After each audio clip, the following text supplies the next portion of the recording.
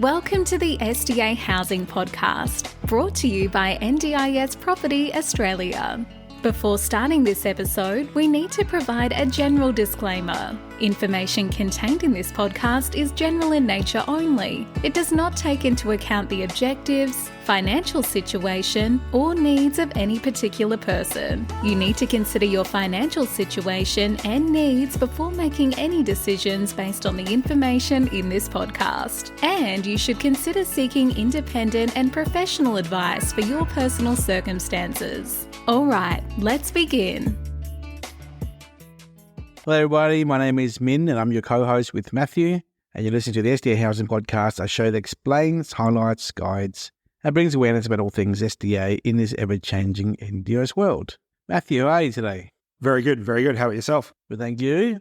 We're here today because Matthew asked for this podcast topic to occur. Matthew, what is today's topic about? So today's topic is about talking to providers, both the process of talking to them before you've built a property or before you've purchased a property, and then after, and finding out that information. How does that process look in terms of actually speaking to them and getting information? And we just kind of wanted to talk about put some clarity into how that would work or things to be aware of. So I guess the podcast episode topic is called when and if to talk to provider. That's pretty much the theme then. Okay, cool. So Matthew, why did you ask? I mean, what? Well, I feel like a lot of people approach us and they hear about, supply and demand, supply of participants, and then from there, obviously, they want clarification on, okay, well, if there's demand in this area, I should be able to talk to a provider to find out how many participants they have, the details of all their participants, a number of questions which the provider might not be able to give them. And what's the problem with these requests, Matthew? Well, I feel in a lot of situations you'll have a provider which probably gets approached by different members of the public every day, multiple calls, asking these sort of questions with no real intent to purchase a property, or they don't have any property there ready to tenant. And from the provider's perspective, this looks like a waste of time for them. I guess from the listener's point of view, Matthew, they don't really understand what you're going on about here. So I'm going to pretend I'm a caller. Okay. Yep. You're a provider. And I want our listeners to hear this conversation and see the good and the bad of how this conversation goes. Okay. This is a made-up script and I'm just going to go with the flow, okay? Ring, ring. Hi there. My name's Mr. Provider. Hello, Mr. Provider. I'm Mr. Investor. I was told that you're the provider in this suburb over here. Is that correct? That is one of the areas that we do provide services to. Wonderful. Well, I want to invest in one of the packages for sale that I've seen around online, and there's builders promoting this package, and I want to buy it. But before I do, I want to know how many participants you have in the area for SDA funding. Can you please tell me the information, please? I can't really tell you that because I can't divulge that information on individual participants in the area. Why not? I mean, you're a provider in the area. You're a care provider, right? You should have a whole bunch of participants on your books, and if they're SDA funded or not, surely you know the information, surely. I mean, we do have that information. Some of it we can't divulge. And in terms of your situation, have you started building? No. I want to think about investing in the SDA. Before I spend $800,000, I want to know the data you have, the participants you have, the funding you have, what guarantees you have that you give to me as an investor, and all the information that I need to know as an investor to think about proceeding with my investment. Can you give me the information, please? No, I cannot. Why is that? Because I either can't divulge that information because it's private data from participants who there's confidential implications for that data, as well as that you might be building and you might be building for having your project complete in 12 months. And we do not know what participants we might have on our books in 12 months. What do you mean? I mean, surely your participants in your area are going to be waiting for my house to be built for your company to use for your participants, right? I mean, surely that's pretty straightforward. I mean, I'm sure there's not many people ringing you up to offer their generosity of giving you a built house in your suburb. Surely no one's ringing you up as well at the same time as I am. Surely not. I mean, we get calls all the time from people both who have built properties and who do not have built properties asking for our services to provide participants to the house. But I'm ready to do business here. I mean, come on, let's just do business. But you haven't built your property and you don't know when you'll build it or if you'll build it. So you're telling me that if I start building this house with my builder, you can't guarantee me that I'll have any participants in 12 to 15 months' time. Is that what you're saying? Yes, that's what I'm saying. Why? Because I don't know what the state of SDA / the participants in the area will be in 15 months. So even though you have SDA participants now, you can't guarantee they'll still be around in a year's time. Is that what you're saying? They might be different participants. They might be still around. We might have more participants. We might have less participants. We might be working in different areas. We might be working in the same area. Okay. Well, if I build for you, can you give me a head lease or a guarantee or something? No, because it's dependent on the participants living in the property. You can't guarantee me any participants. You can't guarantee me any rent or head lease. But it's all risks on me though, Mr. Provider. That's correct, yes. So there's no assurances at all for me at all that I'm de-risking my investment then? No. Okay. End of script. That's the end of the script. So that will be a regular phone call chat that most investors will be having with most providers around Australia. If they can get onto them. What do you mean by that? Well, I mean, a lot of providers, they might call them up and they might say, hi, I'm Mr. Investor and I want to potentially tenant my house, which I may or may not build, and I will need participants in 12 months or 15 months, which you may or not have. And there's a decent probability that a provider might not give them a call back on that. Maybe. I think, Matt, if I was in the provider's shoes, I would say, have you bought the land yet? No. Have you engaged the builder yet? No. Have you chosen a block yet? No. Well, this is all theoretical then. Until you're ready to go, I mean, we're not really going to waste our time talking to you, Mr. Investor, about all the information you're after. So therein lies a problem, Matt. These investors out there, or developers, they want to know everything on the books of the provider, the said provider. The problem is, Matt, not every provider has, we're talking care providers here, by the way, SIL providers, care providers, as they're also known, they only have a small book of participants in the areas that they work in. I mean, the average SIL provider would only have about 50 to 100 in a particular area, participants. And even still, Matt, there's only a small handful of SDA participants anyway. Yeah, and at any one point as well. And that would change week to week, month to month. So the challenges of communication here is, so the key topic here of this podcast episode is, when can a person get through to a care provider or SDA provider to find out data and resources and proof of demand? I think that's the key question here, isn't it, Matthew?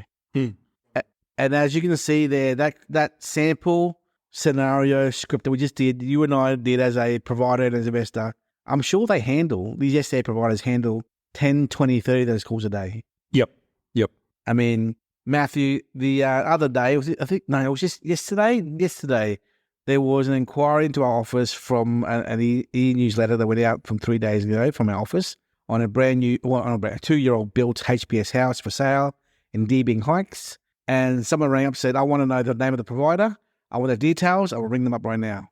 I was on the phone call with someone else in the office here, and they provided information. And I can assure you, Matthew, that they wouldn't have gotten through to that provider because they would have rung up saying the same thing. I want to know what the rates are. I want to know what the income is. I want to know the participant funding. I want to know how long the lease is. I want to know your management agreement. I want to know. And some poor girl on the other end of the line taking that call would have been like, oh my God, who are you? You're an investor who's about to buy which property? We've got 7 houses in that area. We don't know which one's for sale, nor can I disclose information behind that house unless authorised by my boss or the owner, which I don't have at the moment. So, Matthew, the other thing is a lot of investors who work with providers, they actually don't, some, I'm not saying all, some have a bad relationship with their provider. I mean, the reason why it's being sold here is because it's it's divorce, right? Between husband and wife, so they want to get out. But, it's often hard for investors to get through to providers to find the information they want. And that is, why is the house empty? When will it be filled? What's your likelihood of inquiry rate for your house that I'm looking at buying that's already built and empty, if that's the case? They want to know the process. So, Matt, it's a lot of information that they're trying to find out to make the decision, aren't they, Matt? It really is complex for the investor as well. Yeah, well, 100%. Yeah. And I mean, honestly, we're just trying to, I suppose, raise awareness of what these conversations look like and just things to be aware of. Yeah. Actually, on the whiteboard in front of us here, there's just 3 points here in front of you. Can you read those 3 out and explain what they mean? So first one is builder-led, which is essentially, I would say most packages out there would be builder-led. That's where the builder has identified a block of land which suits the requirements in terms of the standardized design for an SDA, and it can be built in that location. They have access to that land, and so provided contracts are signed, they will build in that location. So that would be where it's builder-led. It's led by the builders. And there's no information or data attached to that transaction to show comfort at all to an investor. No. Second one is participant-led.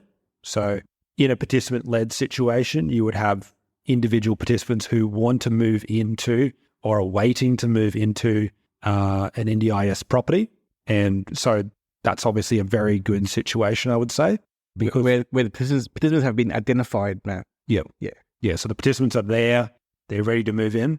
Obviously, in situations like this, it's a bit up in the air because depending on how long your build time is, are they still going to be there? Correct. So what we've seen a lot in Queensland is build time frames blowing out by 6 to 12 months extra, in which case common sense says if it's going to take an extra year, making a 2-year build, for example, it's going to be very hard for a participant to wait that long. They would have gone somewhere else to another house, another builder, and moved into a house that's SDA compliant. And they're a large problem. There's no guarantee they'll still be around by the end of completion of the house, That's the best one to go for, obviously, Matt. Yep. And then the third option, you've got provider-led.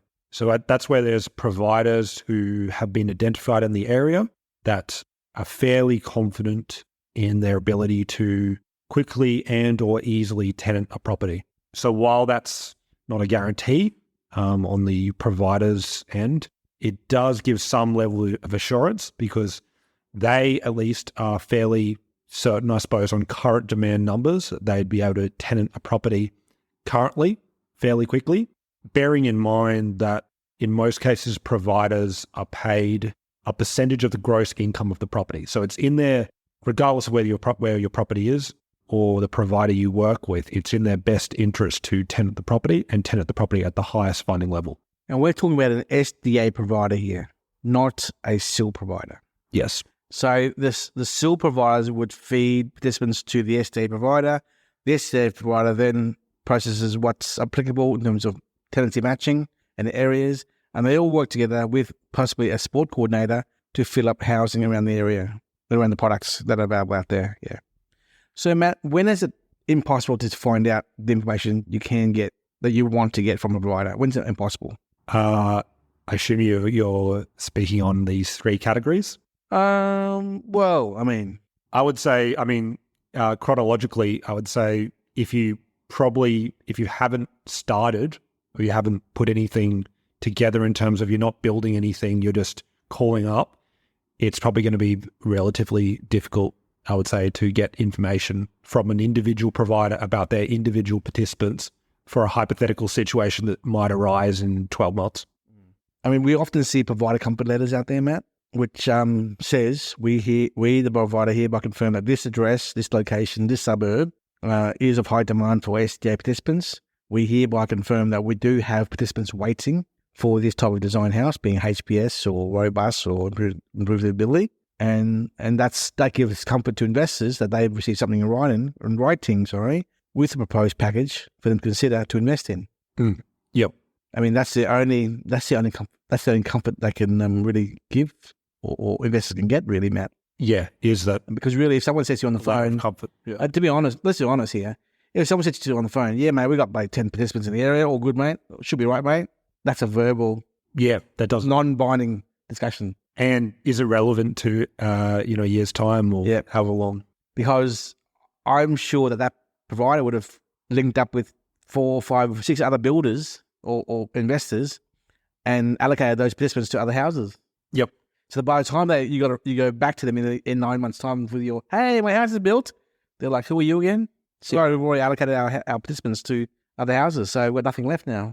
I'd say that's a point to address as well with SDA demand and supply data in general. So it does give you some indication of people looking currently in certain areas, but it's just a snapshot at that point of who was looking.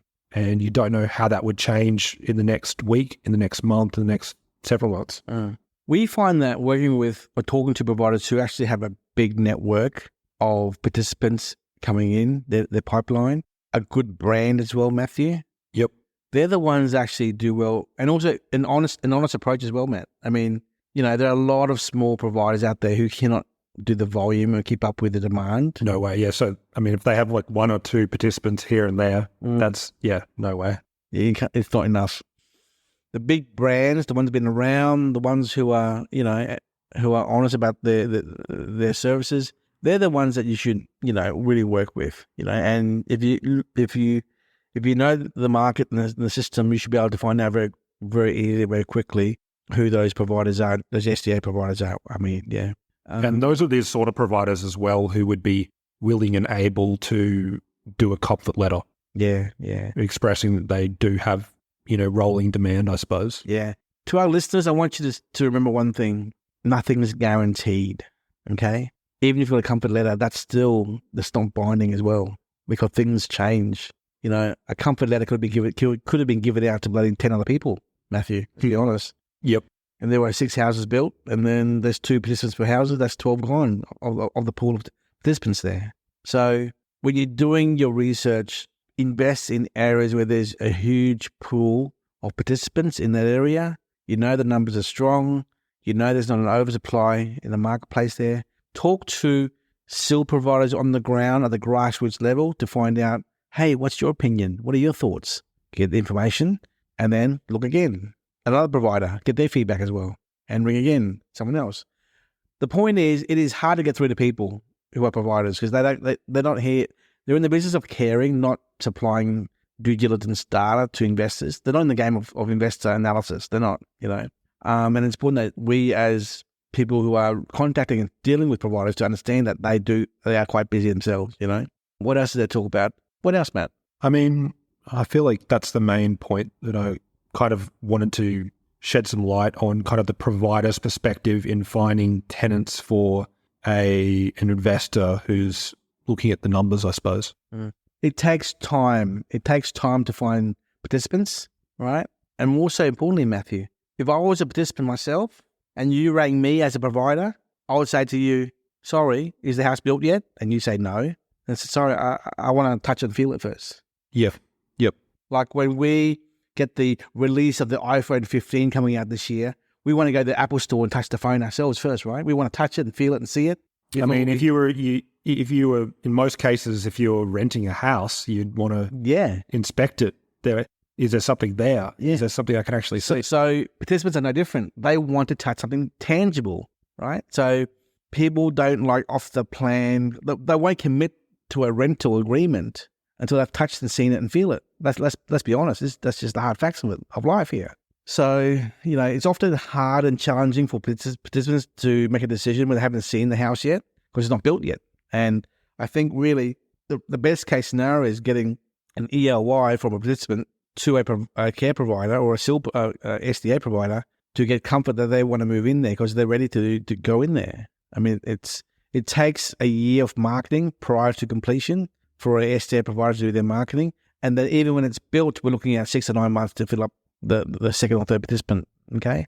So make sure you have enough buffer in your cash flow and your finance to pay for an empty house for 3 to 5 months, right? Because the reality is you're getting one participant in the first few months and then the second one 6 months later. It's not that quick. Another tool to use really is the hub, what do you call it? The Housing Hub portal and also the Go Nest website as well. They show houses for rent, participant matching availability of different areas. So as an investor, you can look at these resources to see what's available out there in terms of pipeline and products being built or for sale or for rent, They help you make a decision to see if there's an oversupply in a certain area as well. Matthew, any final words of advice to our listeners who are thinking about this whole topic of how do I talk to a provider? How do I engage a provider? I think we all know that once you've bought a property or engaged in contract, that's when it's appropriate. Yeah. Yeah. But if you're still shopping around and you haven't made a decision yet, and you don't understand SDA yet, I think if you happen to get through to someone on the phone on the other side of the line at the SDA office, SDA provider office, it's going to be a very quick phone call, I think, Matt. Yep. They don't want to spend much time unless you are a serious investor who's actually proceeding already. Yeah.